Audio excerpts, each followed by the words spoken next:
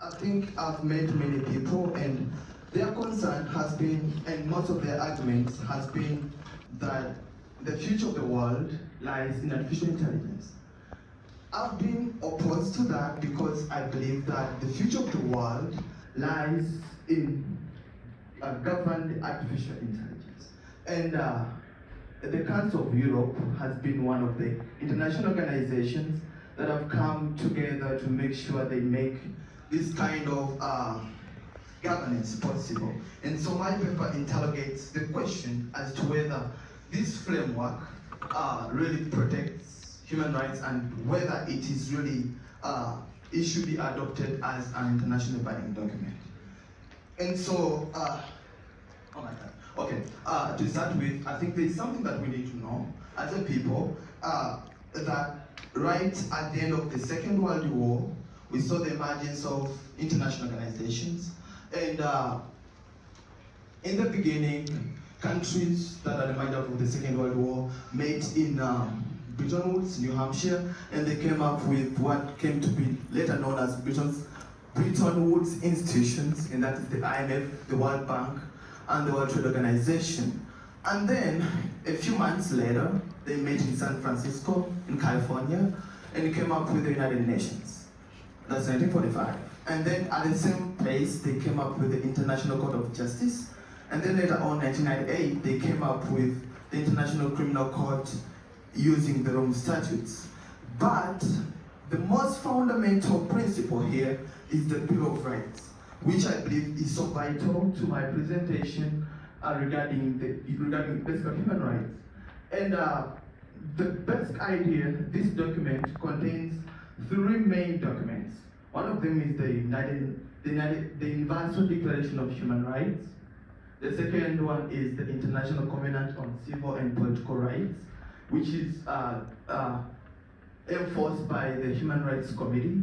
And then the last one is the International Covenant on Economic, Social, and Cultural Rights, which is basically enforced by the Committee of Economic, Social, and Cultural Rights. And so what I've talked about brings into existence international humanitarian law and international human rights law, which is fundamental to rights theory.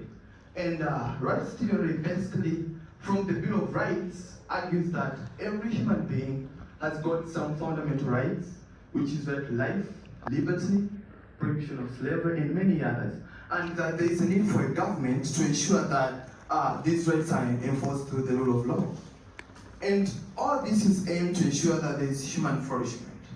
And so, for any document to be adopted as an internationally binding document, it should adhere to the Bill of Rights. This should be the type of content of my presentation, of which the argument will come first. I've already talked about the first premise, which is the rights theory. And then I'll talk later about the second premise, why the convention doesn't work, and the strength of the convention, principles and responses, and then I'll conclude. To start with, that is basically my argument. I believe it's visible to all of us. And so the main argument is that the convention does not conform to the established human rights principles, which I've already talked about. And so with that, I conclude that it cannot be adopted as an internationally binding document. So why do I come to that conclusion? First of all, my paper is situated in two main points. One of them is vagueness, that's number one, ambiguity and lack of clarity. And then the second point will be about litigation mechanisms. So the first point has different subsections, and these are like 4 subsections, of which the first one is that it lacks inclusivity.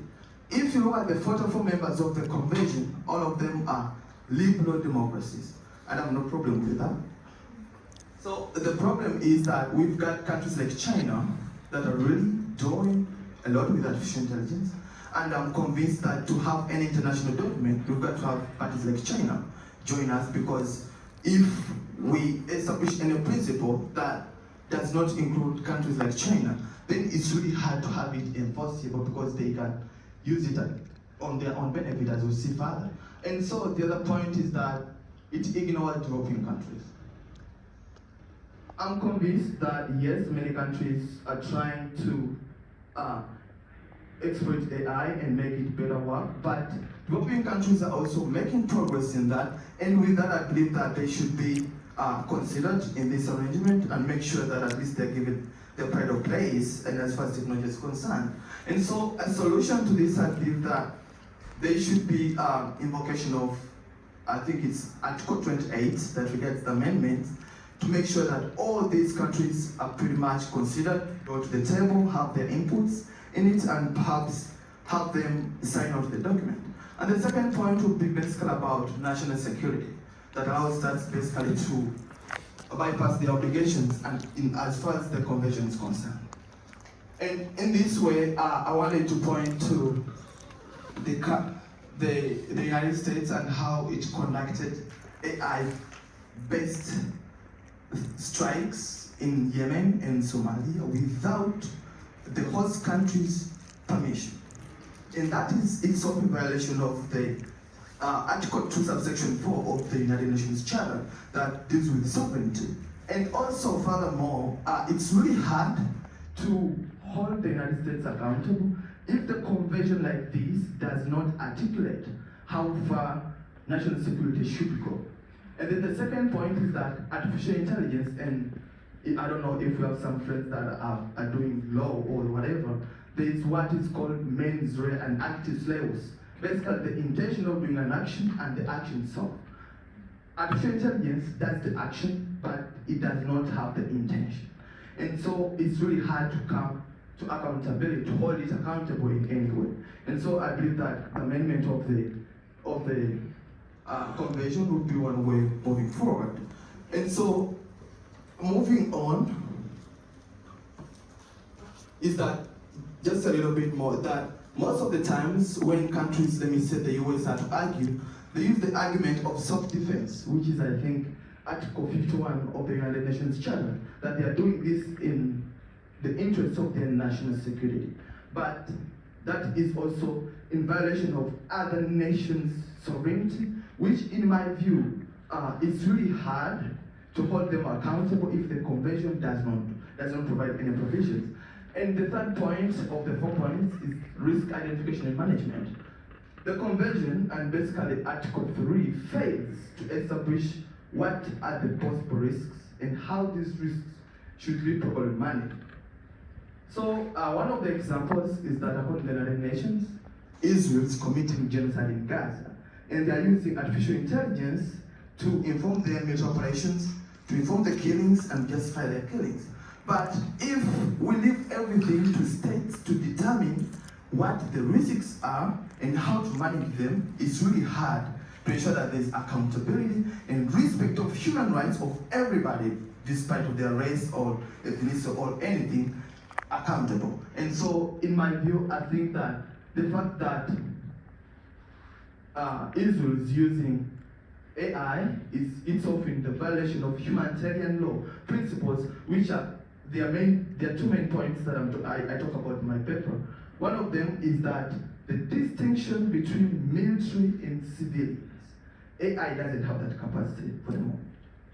And so secondly is that countries are meant to take every possible precaution to reduce civilian harm. Because in the field of war, civilians have nothing to do with that. And so the fact that Israel is using artificial intelligence to inform the operations, to do the killing, is really as a result of the failure of international documents like this one to articulate what are the main principles. And furthermore, the second point in that regard is that Article 3 further allows countries to develop, to use artificial intelligence for national security, as long as it does not infringe on human rights, rule of law, and democracy. That is really hard to comprehend, because I was looking at this based on the project Marvin that the US Department of Defense had in 2017, April, and how this is aimed at ensuring that robots or AI-driven entities can go on the battlefield. But under this research, without international independent oversight, it's really hard to know what the implicit and explicit outcomes will be and whether such will have any impact on human rights, rule of law, and democracy. And so I believe that there should be unequivocal articulation of the harms and how those harms should be addressed in one way or another. And then my last point is that, no independent oversight. The convention itself says that countries should,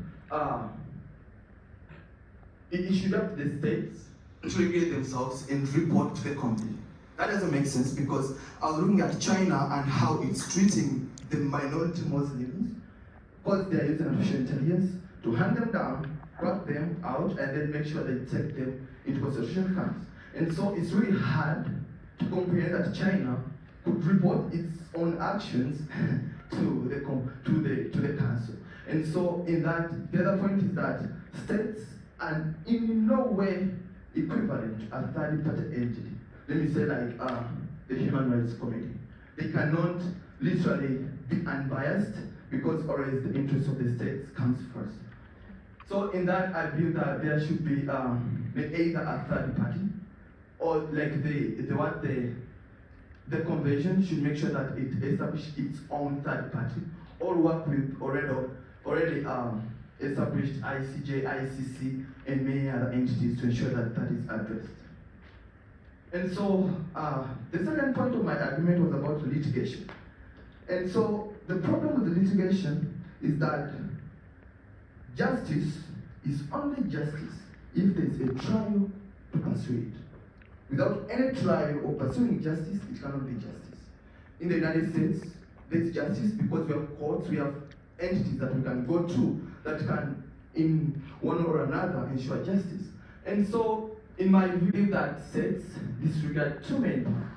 One of them is that individual rights, because there are circumstances we've seen throughout history that states may violate my rights. And it's really hard for me to get justice from the state. And most of the times it happens that if I can't get as currently, like if it happens right now, I can seek refuge from maybe the ICC, ICJ, or any other entity. But the fact that these international litigation entities like the ICJ, ICC, and many others lack the identity of how to handle artificial intelligence cases, then presents a danger to individual rights that might be violated by the states themselves. And so to provide a remedy to that, I believe that countries should either make sure that the countries in the Council of Europe should make sure that they come up with either a mechanism of working with already established entities like the ICJ, ICC, and many others to ensure that at least they bring in training for judges and lawyers in as far as AI cases are concerned. But having said that, I believe that the convention has its own strength, that basically what stood out to me, they're all there, but what stood out to me is the fact that it advocates for digital literacy. Because I had my professor who I think he's a baby boomer, and so he wasn't really able to comprehend all this technology, but he was trying as much as he could to ensure that he understands all this stuff. So I believe that digital literacy is one of the great ideas that are in this convention. And so I believe everything that we're talking about here is a great idea and a milestone, but without enforcement, it's just nothing. And so my paper could be criticized in three main points. One of them is sex being a Eurocentric idea. It came from Europe. And someone may base on that and say, you have no right to criticize this document, it's a 12-page document. But I would respond to that we have countries, let me say, like Israel, the United States, Canada, and many others that are not in Europe. And so that gave me the latitude to make sure that I'm able to criticize this document. The second point would be that sex my conclusion is that sex is unacceptable. By that, I don't mean that it should be thrown into the basket, but I believe that it should be amended to ensure that everything is put in place. And then the last point would be that it requires strong enforcement mechanisms which could infringe on sovereignty. But to address that is to invite as many countries as possible to have their input considered and ensure that at least in one way or another they can come to a point. I think the first speaker talked about ethics, whereby in the middle and then make sure that this is achieved. And so as I conclude, I believe that this stands to be one of the profounding document in as far as AI is concerned. And one way as we move forward is to ensure that we invoke Article 28 of the Convention and amend it and make sure that we make it work for the betterment of the humanity, because without that, artificial intelligence may get out of hand when it comes to militarization and any other concepts, and by that, it might make the world the worst place to live in. I thank you.